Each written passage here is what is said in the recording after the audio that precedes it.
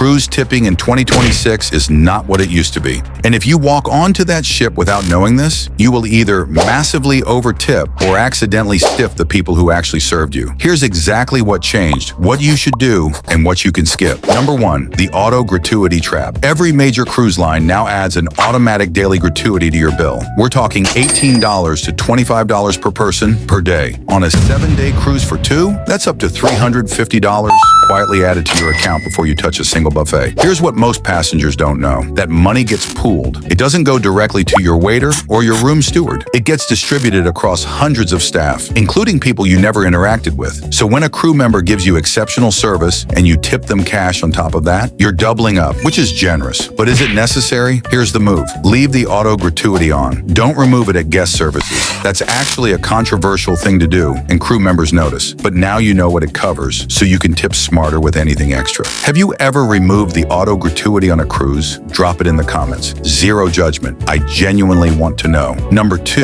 what changed in 2026? So here's what's actually new this year. Several major lines, including some of the biggest, have now built gratuities into the base fare entirely for new bookings. No separate charge at the end. Sounds great, right? The catch. That also means some crew receive a flat rate regardless of service quality. The direct, you took care of me, here's something extra relationship has gotten blurry. On top of that, specialty restaurants on board now often add a separate 18 to 20% service charge per meal on top of your daily gratuity. So you're paying a tip twice for the same night out. Specialty dining tip is usually already included in that service charge. You don't need to leave anything extra unless the service genuinely blew you away. The skip list versus the do list. Let's make this fast. Skip the extra tip for the buffet. It's self-serve. AutoGrate covers it. Bar staff, a 18% gratuity is already added to every drink order. Specialty restaurant, service charge is baked in. Do tip extra cash for your room steward. They're in your space every day. They remember your preferences. They work insane hours.